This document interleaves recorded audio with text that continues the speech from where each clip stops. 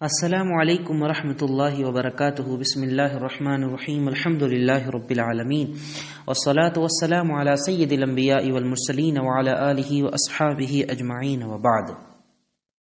آج انشاءاللہ ہم کچھ نارمل چیزیں اور بالکل جو کامن ہیں، جو سمجھ میں آتی ہیں اور جو بالکل ہی انڈرسٹوڈ ہیں، ان باتوں کو ذکر کریں گے جن سے وضو ٹوٹ جاتا ہے۔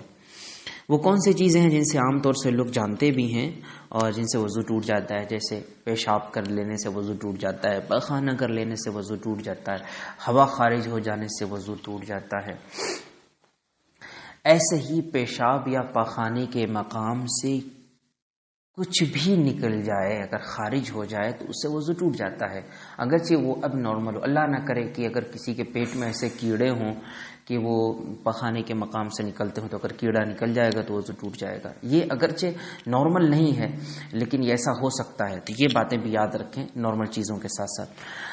ایسے اگر اللہ نہ کرے کسی کے پیٹ میں بہت زیادہ چھوٹے چھوٹے کنکڑ پتھر ہو اور اگر کبھی وہ نکلے تو اس سے بھی وضو ٹوٹ جائے گا۔ ایسے پیشاب یا پخانے کے مقام سے کبھی بھی کوئی بھی رطوبت یعنی کوئی بھی لکوڈ، کوئی پانی کے جیسی کوئی بھی چیز نکلے تو پیشاب یا پخانے کے مقام سے اگر نکل رہی ہے تو اس سے وضو ٹوٹ جائے گا، چاہے وہ کتنی ہی تھوڑی کیوں نہ ہو، ٹھیک ہے؟ چاہے پیشاب بالکل قطرے کے برابر بھی نہ ہو، لیکن اگر وہ تھوڑا سا باہر نکلا، ظاہر ہوا، تو اس سے وضو ٹوٹ جائے گا۔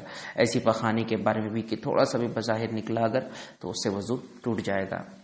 ایسے ہی کچھ چیزیں ایسی جن کے بارے میں لوگوں کو مسئلہ معلوم نہیں ہوتا ہے، وہ بھی عرض کر دیتا ہوں۔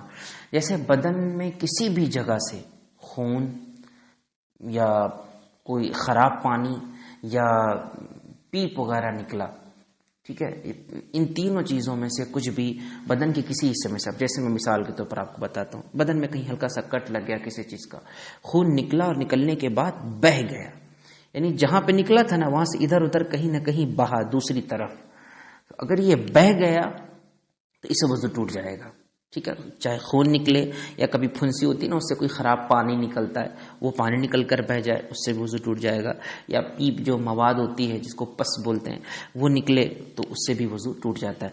اگر کوئی چیز وہاں پر ظاہر ہوئی، خون یا پانی یا پیپ وغیرہ، لیکن وہ بہی نہیں تو اس سے وضو نہیں ٹوٹے گا۔ جیسے کبھی کبھی آپ نے دیکھا ہوگا جیسے سوئی چبھ جاتی ہے ہلکی سی، یا کوئی بھی پتلی چیز جو ہے وہ آپ کے بدن میں چبھتی ہے تو خون بہت معمولی سا نکلتا ہے اور اسی جگہ پر رہتا ہے نا، وہ سوکھ بھی جاتا ہے، وہ بہتا نہیں ادھر ادھر۔ اگر نہیں بہے گا یعنی اس کے اندر خود بہنے کی صلاحیت نہیں ہوتی ہے، یہ بات کہہ رہا ہوں، تو نہیں بہا اگر تو اس سے وضو نہیں ٹوٹتا ہے۔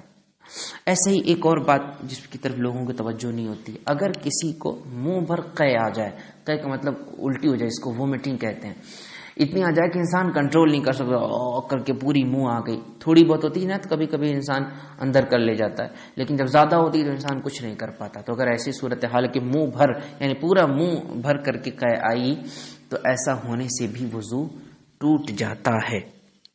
یہ چند باتیں تھیں جن کو اپنے ذہن میں رکھنا چاہیے۔ انشاءاللہ ہم کچھ اور باتیں بھی عرض کریں گے، جسے نیند سے وضو ٹوٹ جاتا ہے۔ کیسی نیند؟ ایک تو چلو ہم بتا دیتے ہیں، نیند سے وضو ٹوٹ جاتا ہے اگر انسان سو گیا، کہ آپ نے وضو کی نماز پڑھا اور اس کے بعد وضو تھا آپ کا لیکن آپ سو گئے اور تھوڑی دیر آپ سوتے رہے، یعنی اچھی نیند میں تھے آپ، تو آپ کا وضو ٹوٹ جائے گا۔ کبھی کبھی ایسا ہوتا ہے کسی نیند کے جھونکے آتے ہیں، آدمی ہل رہا ہوتا ہے، تو اب اس میں کس صورتوں میں، کن صورتوں میں وضو ٹوٹے گا، کن صورتوں میں وضو نہیں ٹوٹے گا، یہ انشاءاللہ ہم بعد میں عرض کریں گے۔ استغفر اللہ ربی من کل ذنب واتوب الیہ۔